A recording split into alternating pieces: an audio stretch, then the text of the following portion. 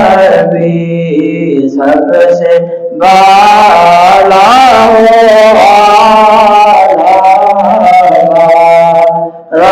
نبی اپنے مولا کا نبی دونوں عالم کا نبی دونوں عالم کا نبی کون دیتا ہے دینے کو چاہیے کون دیتا ہے دینے کو چاہیے کون دیتا ہے دینے کو چاہیے والا سچا نبی دینے والا سچا ہمارا نبی سب سے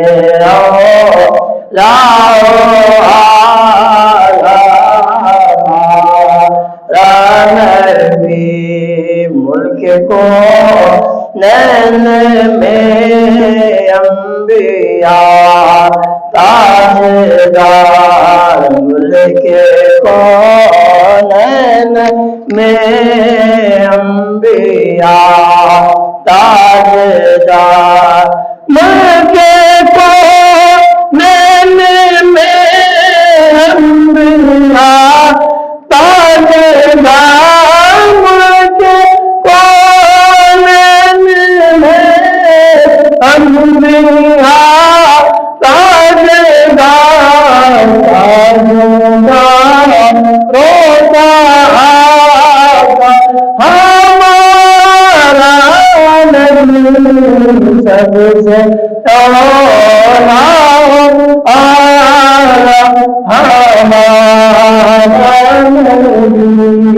سب سے بالا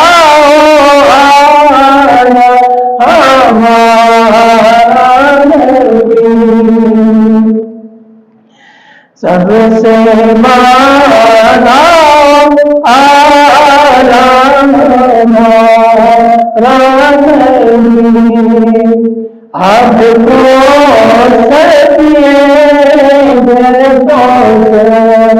فسلیے آپ کو سبیے فسلیے آپ کو سبیے فسلیے ہم کو دے گا پیانا ہمارا نبی سب سے اولا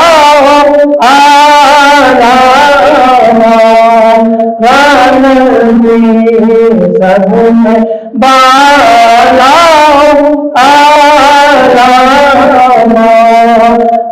نبی دونوں عالم کا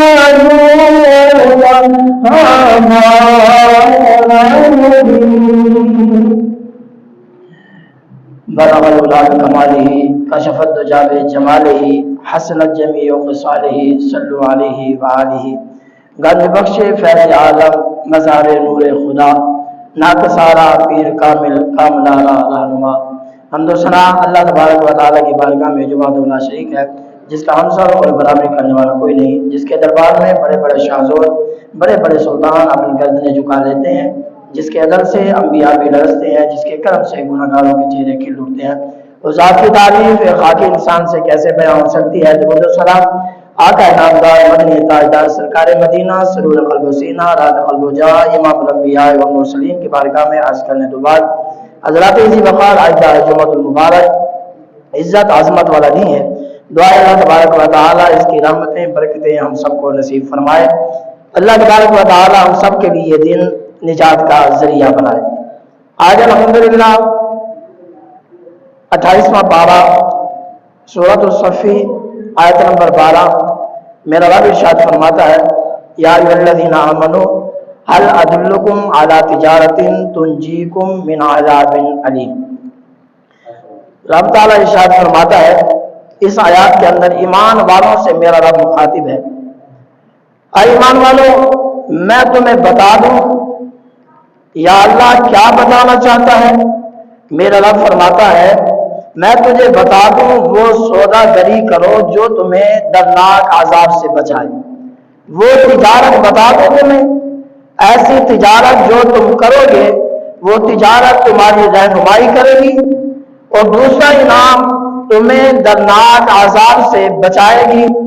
اور اللہ اور اس کے رسول پر ایمان رکھنا اور اللہ کی راہ میں اپنے مال اور اپنی جانوں کے ساتھ جہاد کرو. رب فرماتا ہے اے ایمان والوں میں تمہیں ایسی تجارت بتاتا ہوں. تم بے شمار تجارت کرنے والے ہو، تجارتی لوگ ہو. آج بندہ کہتا ہے ہاں میں تجھے تجارت بتاؤں. باپ کہتا ہے بیٹا یہ تجارت کر اس میں بڑا نفع ہوگا. پیر کہتا ہے یہ تجارت کر اس میں بڑا منافع ہوگا. استاد کہتا ہے شاگرد کو یہ تجارت کر اس میں بہت زیادہ نفع ہی نفع ہے، نقصان ہے ہی نہیں. آؤ آج رب ذوالجلال کہہ رہا ہے میں تمہیں بتاؤں تجارت کیسے کرنی ہے. یا اللہ تو ہی بتا. رب فرماتا ہے اٹھا 28 کا پارہ اور اس کا دوسرے کو یا ایھا الذین آمنوا اے ایمان والو میں ایسی تجارت تمہیں بتاؤں رہنمائی کروں تمہاری. جو تجارت تم کرو جو تمہارا باپ بتا رہا ہے، استاد بتا رہا ہے، مرشد بتا رہا ہے. فرمایا ہو سکتا ہے اس تجارت میں تمہیں گھاٹا آ جائے، اس تجارت میں تمہیں عذاب ملے. رب فرماتے جو تجارت میں تجھے بتا رہا ہوں اس میں نفع ہی نفع ہے، اس میں عذاب بھی نہیں ہوگا. یا اللہ وہ تجارت کون سی ہے جو تجارت تو ہمیں بتانا چاہتا ہے؟ رب کہتا ہے پہلی میری شرط یہ ہے میرے اوپر ایمان لیا، دوسری شرط ہے میرے محبوب پر ایمان لیا. یا اللہ یہ دو کام تو ہم نے کر لیے. رب کہتا ہے پھر تیسرا کام بھی کرنا ہے. اللہ کی راہ میں اپنے مال سے مال کو پیارا نہ کرو، اللہ کے راستے میں قربان کر دو. یا اللہ مال قربان کر دیا. رب فرماتے ہیں آپ اپنی جانوں کے ساتھ بھی جہاد کرو. یا اللہ جان تو بڑی پیاری ہے، میں زمین دے کر اپنی جان بچانا چاہتا ہوں، مال دے کر جان بچانا چاہتا ہوں. فرمایا ہر چیز سے پیاری زیادتی تو میری جان ہے. رب کہتے ہیں اپنی جان سے جہاد کرو، اپنے مال سے جہاد کرو. یا اللہ پھر انعام کیا عطا فرمائے گا؟ یہ تمہارے لیے بہتر ہے. کون کہہ رہا ہے؟ کس کا وعدہ ہے؟ رب ذوالجلال کا. میرا رب کہہ رہا ہے تمہارے لیے بہتر ہے. اگر تم جانو، اگر تمہیں سمجھ ہے، عقل رکھتے ہو، شعور رکھتے ہو. رب فرماتا ہے جب دو کام تم کرو گے میں تمہارے گناہ بھی بخش دوں گا اور تمہیں ان باغوں میں داخل فرماؤں گا جن کے نیچے نہریں بہ رہی ہیں، وہ تمہیں جنت عطا فرماؤں گا. اور رواں ہے اور پاکیزہ جگہ ہے، وہاں رہائش گاہ ہوگی. فرمایا یہ نہیں آج کوئی طلاق دے بعد میں واپس لے سکتا ہے. رب کہتا ہے جو جنت کے اندر میں تمہیں مال عطا فرماؤں گا واپس بھی نہیں ہوگا. فرمایا ہمیشہ رہنے کے لیے باغوں میں تمہیں جگہ عطا فرماؤں گا. رب کہتا ہے پھر پریشان نہ ہونا، سب سے بڑی کامیابی تو یہی ہے، تمہارے لیے یہی کامیابی ہے کہ بندے کا عقیدہ اچھا ہو جائے، کلمہ زبان پر ہو، جان نکل جائے اور جب بندہ مرے تو جنت کے دروازے کھل جائیں. یہی تو کامیابی ہے. اس آیات اور بعد والی آیات کا خلاصہ یہ ہے ایمان والے کیا تمہیں وہ تجارت بتاؤں جو تمہیں دردناک عذاب سے بچائے. باپ تجارت بتائے ہو سکتا ہے عذاب سے نہ بچا سکے. رب کا وعدہ ہے جو تجارت ہمیں رب بتا رہا ہے ہمیں وہ تجارت کرنی چاہیے، اس میں کامیابی بھی ہے، انعام بھی ہے. تم اللہ تعالیٰ اس کے رسول صلی اللہ علیہ وسلم پر ایمان لاؤ، جہاد کرو، نفع اور ایمان پر ثابت قدم رہنا۔ بہت سارے لوگ ہیں جن کا ایمان ڈگمگا جاتا ہے۔ کچھ لوگ چائے کی پیالی پہ بکنے والے ہوتے ہیں، کچھ لوگ ریالوں پہ بکنے والے ہوتے ہیں، کچھ لوگ جو ہے سعودی عرب کے پیسے پہ بکنے والے ہوتے ہیں، کچھ لوگ جو ہے فرمایا زمین پر بک جاتے ہیں، کچھ لوگ فرمایا پیسے پر بک جاتے ہیں۔ رب کہہ رہا ہے تم ثابت قدم رہنا، میں تمہیں انعام عطا فرما دوں گا۔ اللہ کی راہ میں ثابت قدم رہنا، جہاد کرو۔ اگر تم اپنا حقیقی نفع چاہتے ہو، یہ ہے عارضی نفع دنیا کا، رب کہتے ہیں حقیقی نفع چاہتے ہو، فرمایا ایمان پر ثابت قدم رہنا، جہاد کرنا تمہارے لیے حقیقی نفع ہے۔ اور مال اور ہر ایک چیز سے بہتر ہے اگر ایسا کرو گے۔ رب مشورہ دے رہا ہے، اگر تم ایسا کرو گے تو اللہ تعالیٰ تمہاری دنیا میں کیے ہوئے گناہ، جتنے تم نے گناہ کیے تھے، بخش دے گا۔ قیامت دن تمہیں ان باغوں میں داخل کروا دے گا اور پاکیزہ رہائش گاہ عطا فرمائے گا۔ یہاں پر خوبصورت نقطہ بیان فرمایا یاد رکھو جو بندہ کسی بندے کے ساتھ زیادتی کرے، جب تک بندے سے معافی نہ مانگے رب معاف نہیں کرتا۔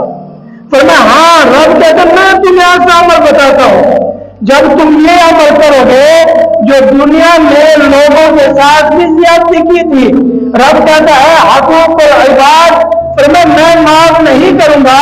فرمایا اگر تم میرے راستے میں جہاد کرو گے، حقوق العباد بھی معاف کروا دوں گا، ان کے بدلے میں ان کو جنت دے کر تمہارے حقوق العباد بھی معاف کرا دوں گا۔ یا اللہ تو کہتا ہے کہ حقوق العباد معاف نہیں ہوتا جب تک بندہ معاف نہ کرے۔ رب کہتے ہیں ہاں، نمازی کو معاف نہیں ہوگا، حاجی کو معاف نہیں ہوگا، صدقہ خیرات کرنے والے کو معاف نہیں ہوگا۔ فرمایا جو بندہ بھی عمل کرے گا اسے معاف نہیں ہوگا جب تک وہ بندے سے معافی نہیں مانگے گا۔ یا اللہ پھر تو معاف کیسے کرائے گا؟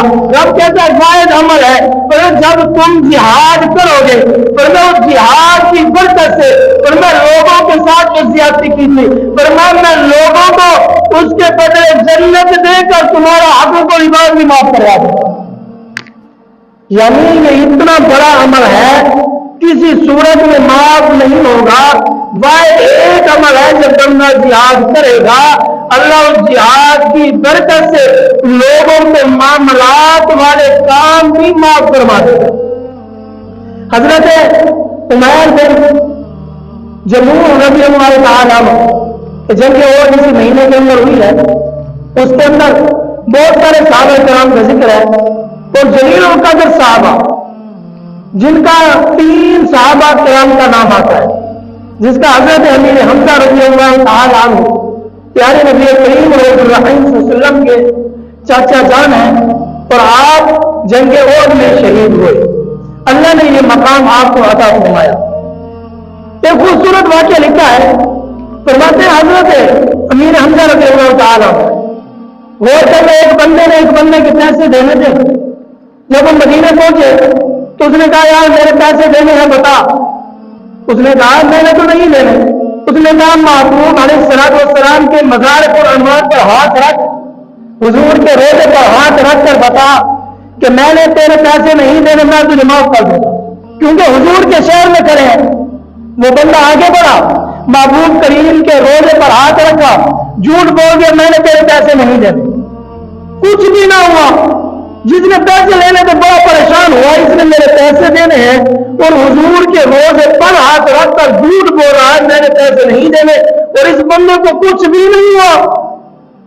جب دن گزر گیا، رات کا وقت ہوا، آنکھیں بند ہوئی، دل کی آنکھیں کھلی، مدینے والے مصطفیٰ کا دیدار ہوا۔ محبوب علیہ السلام نے فرمایا اے میرے پیارے امتی، فرمایا میں تو رحمت للعالمین ہوں، میں اسے کیسے پکڑتا؟ اگر تو نے اس سے پیسے لینے ہیں اسے لے جا حضرت امیر حمزہ کی مزار پر، اسے وہاں جا کر اس سے کہے اب تو بتا میرے پیسے دینے ہیں یا نہیں دینے۔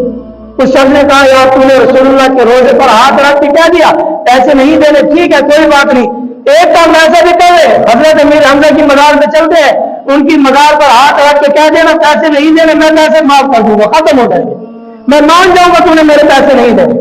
جب وہاں پہنچا حضرت امیر حمزہ کے دروازے کو پکڑا بازار پر، ایسے ہاتھ رکھ کے اس نے کہا اب بتا پیسے دینے ہیں کہ نہیں دینے؟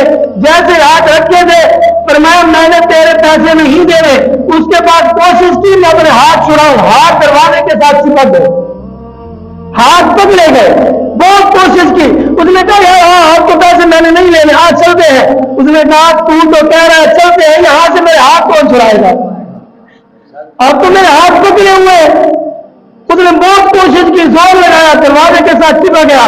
فرماتے حضرت امیر حمزہ کو اللہ نے یہ شان عطا فرمائی ہے۔ فرماتے حضرت امیر حمزہ رضی اللہ تعالیٰ عنہ کی شہادت بڑی انوکھی اور نرالی ہے۔ لوگوں نے کیا ظلم کیا، آپ کے ناک، ہاتھ، آنکھیں نکالی گئی، کاٹی گئی، دل نکالا گیا، اللہ کے راستے میں اس انداز سے جہاد کیا۔ بے شمار اللہ نے فضائل سے نوازا ہے۔ جب اس بندے نے کہا یار میں نے تیرے پیسے دینے ہیں، میں پیسے دوں گا، میں وعدہ کرتا ہوں، فرمایا میں معافی مانگتا ہوں، میں توبہ کرتا ہوں۔ جب معافی مانگی، توبہ کی، وعدہ کیا، پھر دروازے سے آپ چھوٹے۔ یہ شان اللہ نے حضرت امیر حمزہ کو عطا فرمائی۔ یہ احد کے شہید ہے۔ اور دوسرے حضرت عمرو بن جموح رضی اللہ تعالیٰ عنہ، یہ وہ صحابی رسول ہیں، ان کے 3 بیٹے تھے اور ایک بیوی۔ انہوں نے کلمہ نہیں پڑھا تھا۔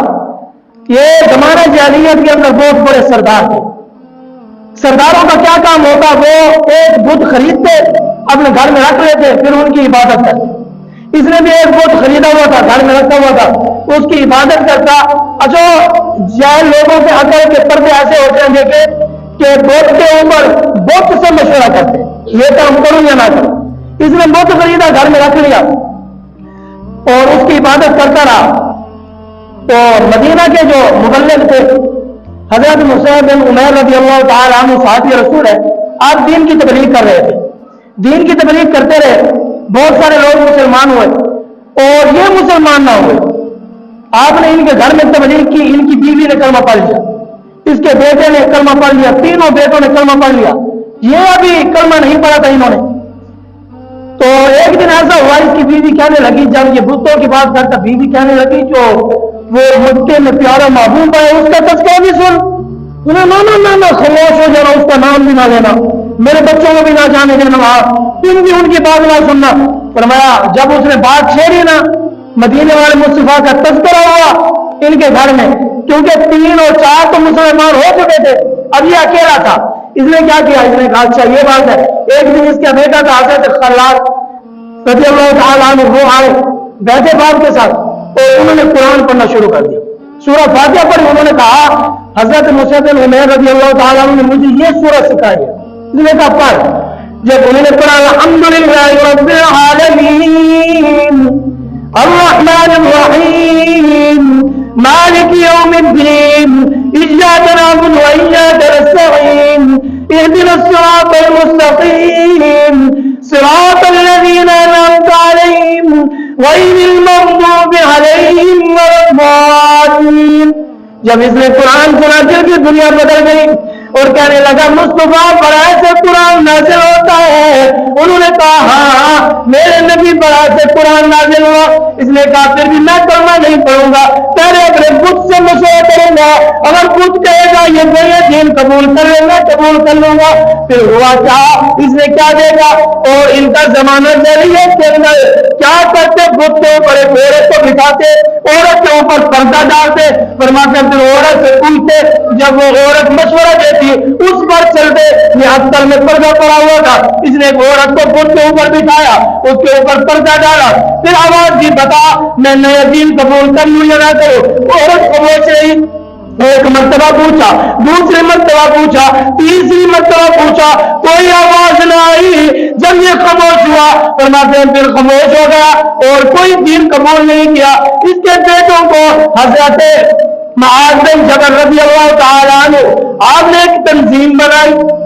تنظیم کا کام کیا تھا، جس کے گھر میں بت ہوتا اٹھا کر پھینک دیتے، بتوں کو نکالنے والی ٹیم بن گئی۔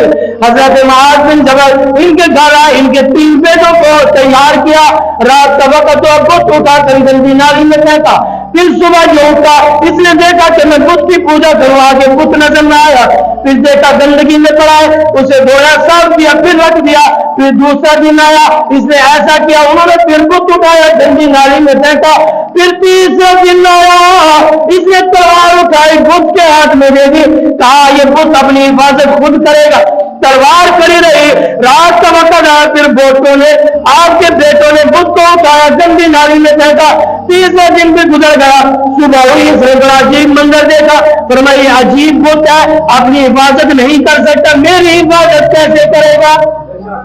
جب یہ منظر دیکھا پھر اس کا پردہ ہٹا، اس نے کہا میں تو جاہلیت میں زندگی گزار رہا ہوں، کہیں ایسا نہ ہو موت آ جائے، پھر اس نے کہا حضرت عمر رضی اللہ تعالیٰ عنہ کو بلایا، اس کے ہاتھ میں کلمہ پڑا، مسلمان ہو گیا، اس کی بیوی نے جب یہ کہا فرمایا یہ منظر دیکھا، فرمایا عورت والی کہانی سامنے آ گئی، جب یہ کلمہ پڑا مسلمان ہو گیا، اور یہ راتوں سے معذور تھا، ایک ٹانگ جو تھی چھوٹی تھی، مدینے کے محبوب نے کہا آج تو جنگ بدر میں نہیں جائے گا، یہ آ گیا، پھر جنگ احد کا موقع آیا، اس نے ہاتھ جوڑے عرض کی یا رسول اللہ صبح جنگ سجے گی، لوگ جائیں گے، میں پیچھے رہ جاؤں گا، یا رسول اللہ اجازت عطا فرمائے، کرم نوازی فرمائے، مدینے کے تاجدار نے کہا ٹھیک ہے تجھے اجازت دیتا ہوں، ان کے 3 بیٹے بھی جنگ میں، آج تو ہم بچا کے رکھتے ہیں نا بیٹوں کو، جہاد کی کتنی فضیلت ہے،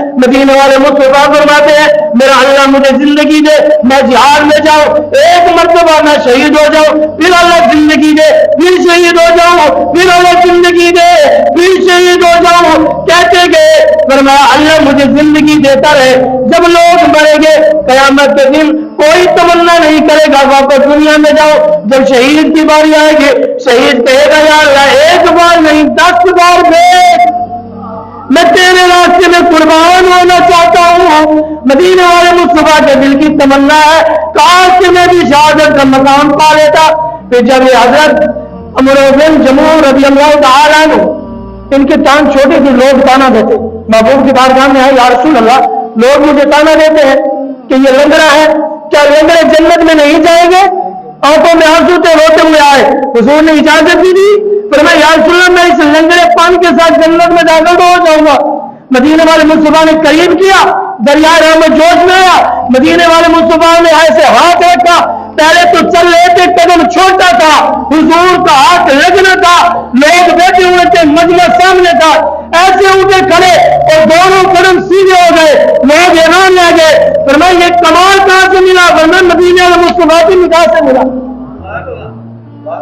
پھر انہوں نے تلوار اٹھائی، پھر جنگ میں پہنچے، لڑتے رہے، کافروں کو واصل جہنم کیا، ان کی گردنیں اڑائی، پھر جب آپ نے وقت آیا دعا مانگی یا اللہ میں واپس نہیں جانا چاہتا، میں بھی شہادت، یا اللہ مجھے شہادت عطا فرما، دعا مانگتے ہیں، اپنے بیٹے کے ساتھ جنگ میں پہلی سب میں کھڑے ہیں، تلوار اٹھائی ہے، یہاں سے بیٹے نے تلوار اٹھائی، یہاں سے باپ نے تلوار اٹھائی، دونوں لڑ رہے ہیں، لڑتے لڑتے باپ کے جسم پر زخم آیا، خون بہنے لگا، بیٹے نے دیکھا، باپ نے فرمایا شہادت نوش فرمائی، یہ مکان جنگ احد کے اندر ملا۔ پھر حضرت عبداللہ بن جاش رضی اللہ تعالیٰ عنہ، خوبصورت واقعہ ہے کہ میرے محبوب کے چاچا زاد بھائی بھی ہیں اور ان کو بڑا کمال سے اللہ نے نوازا ہے، فرماتے ہیں یہ بڑے عظیم جلیل القدر صحابی تھے اور ان کو اللہ نے 4 انعام عطا فرمائے۔ سب سے پہلے فرماتے ہیں جب لوگوں نے دیکھا محبوب نے ہجرت کی تو بہت سارے لوگ چلے گئے، جنہوں نے سب سے پہلے ہجرت کی دوسرے نمبر پر حضرت عبداللہ بن جاش کا نام آتا ہے، انہوں نے حبشہ کی طرف ہجرت کی اور حضور علیہ السلام مدینہ کی طرف ہجرت کی، دوسرے نمبر پر ہجرت کرنے والے عبداللہ بن جاش رضی اللہ تعالیٰ عنہ، اور خوبصورت واقعہ ہے ان کا، جب انہوں نے ہجرت کی نا ان کا گھر تھا خوبصورت اور یہ اکیلے نہیں چلے تھے، جتنے ان کے کزن تھے رشتے دار تھے ان کی بیویاں تھی پوری جماعت کی جماعت ہی ساتھ رہ گئے، ہجرت کی سب نے کلمہ پڑھ لیا، خوبصورت گھر چھوڑ دیا حضور پہ۔ جب وہاں پہنچے نا مدینے والے مصطفیٰ نے سب سے پہلے جن کو قافلے کا صفت سالار بنایا اسے عبداللہ بن جاش کہتے ہیں، 8 صحابہ کے ساتھ حضور نے ان کو صفت سالار بنا کر بھیجا اور حضور نے ان کو ایک خط دیا، جب وہاں پہنچے نا کہنے لگے یا رسول اللہ میرا گھر جو تھا نا اس کے اوپر تو ابو جہل نے قبضہ کر لیا ہے۔ مدینے والے مصطفیٰ نے کہا اے عبداللہ بن جاش یہ بتا یہ گھر لینا چاہتا ہے یا جنت میں گھر لینا چاہتا ہے؟ یا رسول اللہ جنت والا گھر مل جائے کیا ہی بات ہے۔ مدینے والے مصطفیٰ نے کہا پریشان نہ ہو میں وعدہ کرتا ہوں رب سے جنت میں گھر لے کے دوں گا، کیوں پریشان ہوتا ہے؟ فرمایا پھر اللہ سے جنت میں گھر لے کر دیا۔ فرماتے پھر یہ نکلے نا حضور نے ایک خط دیا، فرمایا 2 دن کے بعد اس خط کو کھولنا ہے۔ ٹھیک ہے یا رسول اللہ میں 2 دن کے بعد خط کو کھولوں گا۔ اس نے خط کھولا، 2 دن صبر کیا، 2 دن کے بعد مدینے والے مصطفیٰ جانتے تھے کہاں ان کو 2 دن ہو جائیں گے۔ حضور نے کہا وہ کھجوروں کی جگہ ہوگی وہاں جب تو پہنچے گا میرا خط کھولنا جو لکھا ہوگا اس پر عمل کرنا۔ جب یہ 2 دن کے بعد پہنچے مکے اور مدینے کے درمیان ایک جگہ تھی جہاں کھجوروں کے درخت تھے، وہاں پہنچ گئے۔ پہنچ کر انہوں نے خط کھولا، آگے لکھا ہوگا، حضور نے کہا اس کے آگے بھی نہیں جانا پیچھے بھی نہیں آنا، یہاں رہنا ہے، جو کافر مشورہ کرے جو تمہیں خبر ملے میرے تک پہنچا دیں گے، بس تیرا یہی کام ہے۔ انہوں نے بہت ہی عجیب کام کیا، وہاں رہ گئے، خیمہ لگایا، بیٹھ گئے اور دیکھا کہ 4 کیا دو سبحان اللہ، دیکھا کہ 4 مکے کے لوگ بیت المال لے کر جا رہے تھے۔ انہوں نے دیکھا کہ ان کو پکڑے، مشورہ کیا ایک دوسرے کے ساتھ، تو ایک نے کہا اگر یہ مکے میں داخل ہو گئے تو ہم پہنچیں گے تو لڑائی ہو جائے گی۔ دوسرا کہنے لگا کہ مہینہ جو ہے حرمت والا ہے، حرمت والے مہینے میں جنگ بھی نہیں کر سکتے۔ اور پھر انہوں نے مشورہ کیا نہیں پکڑتے ہیں، انہوں نے پکڑا، پہلا کام عبداللہ بن جاش نے ایک بندے کو قتل کیا اور دوسرے سے مال لیا، پھر 2 کو قیدی بنا کر حضور کی بارگاہ میں لیا۔ جب 2 کو قیدی بنا کر مدینے والے مصطفیٰ کی بارگاہ میں لائے، بیت المال وہ مال جو تھا ان سے چھینا تھا وہ بھی حضور کی بارگاہ میں پیش کیا، قیدیوں کو پیش کیا، خبر دی یا رسول اللہ ہم نے پکڑا ہے۔ مدینے والے مصطفیٰ پہلے تو ناراض ہوئے، فرمایا کہ مکے والے کیا کہیں گے کہ دیکھو حرمت والے مہینے کا احترام نہیں کیا۔ جب حضور ناراض ہوئے تو یہ پریشان ہوئے اور اللہ کے محبوب نے فرمایا میں اللہ کا انتظار کرتا ہوں، اللہ تبارک و تعالیٰ کے اللہ کی طرف سے کیا حکم آتا ہے۔ جب انہوں نے دیکھا کہ کیا حکم آتا ہے انتظار کرنے لگے، تھوڑی دیر کے بعد ان کے حق میں 2 آیات نازل ہوئی۔ دوسرا پارہ ہے، فرمایا ان کے حق میں 2 آیات نازل ہوئی، یسألونک عن الشہر الحرام قتال فیہ قل قتال فیہ وصد قل قتال فیہ سبیل۔ فرمایا جب یہ جو آیات نازل ہوئی اللہ تبارک و تعالیٰ نے فرمایا اے معبود انہوں نے بڑا ظلم کیا ہے کیونکہ حرمت والے مہینے کا احترام نہیں کیا۔ پھر آگے رب نے خود جواب دے دیا، رب نے کہا ان سے بڑا ظلم مکے والوں نے کیا ہے کیونکہ حق والوں کو مکے سے نکالا ہے، انہوں نے ان سے بھی زیادہ ظلم کیا ہے۔ فرمایا اللہ تبارک و تعالیٰ نے ان کو معاف فرما دیا اور اللہ تبارک و تعالیٰ نے ان کی یہ غلطی معاف فرما دی ہے، اللہ تبارک و تعالیٰ ان کو انعام بھی عطا فرماتا ہے۔ جو آیات نازل ہوئی تو ان کے حق میں بڑے خوش ہوئے، حضور نے بلا کر سینے سے لگا کر مدینے والے مصطفیٰ نے کہا جا تمہارے اوپر رب بھی راضی ہے، اللہ نے تمہیں 4 انعاموں سے نوازا ہے۔ پہلا حق کا جھنڈا جو تھا اللہ نے تیرے ہاتھ میں دیا، دوسرا بیت المال جو تھا وہ اللہ نے تیرے ذریعے آیا، تیسرا سب سے پہلے جو قیدی بنا کر تو لایا یہ عمل بھی تو نے کیا، چوتھا پر میں سب سے پہلے کافر کو جو قتل کیا، یہ 4 انعام بھی تم نے حاصل کر لیے، یہ 4 انعام بھی تجھے ملے اور یہ 3 جنگیں اور کے شہید تھے۔ میں نے مختصر وقت کے اندر ان کا تذکرہ کیا، یعنی رب قرآن میں فرماتا ہے یا ایھا الذین آمنوا ھل ادلکم، اے ایمان والو آؤ میں تمہیں مشورہ دیتا ہوں۔ یا اللہ مشورہ کیا ہے؟ اللہ فرماتا ہے آ میں تجھے بتاتا ہوں تجارت کیا ہے، وہ تجارت کرو جو رب نے بتائی ہے۔ یا اللہ کیا تجارت ہے؟ رب نے فرمایا ہو سکتا ہے تم تجارت کرو تمہیں نقصان ہو جائے، جو تجارت میں تمہیں بتا رہا ہوں اس میں نقصان نہیں ہے۔ یا اللہ وہ تجارت کیا ہے؟ رب کہتے ہیں اپنی جان کے ساتھ اپنے مال کے ساتھ میری راہ میں جہاد کرو، فرمایا میں تمہاری بخشش بھی فرما دوں گا، تمہیں جنت میں گھر بھی عطا فرماؤں گا، تمہیں نفع بھی عطا فرماؤں گا، تمہیں انعام بھی عطا فرماؤں گا۔ یہ سارے انعام اس بندے کے لیے ہیں جو اللہ کے مشورے پر چلے گا اور جہاد کرے گا۔ یہ سورۃ الصف ہے، اس کا دوسرا رکوع ہے، 28واں پارہ ہے، اور خود تفسیر پڑھ کے دیکھیں، رب مشورہ دے رہا ہے، جو بندہ رب کے مشورے پر عمل کرے گا یقیناً وہی بندہ کامیاب ہوگا۔ دعا اللہ تبارک و تعالی ہم سب کو اس پر عمل کرنے کی توفیق عطا فرمائے، آقا علیہ الصلوۃ والسلام کا سچا اور پکا غلام بنائے، ہمارا الا البلاغ۔ سنتے ہیں۔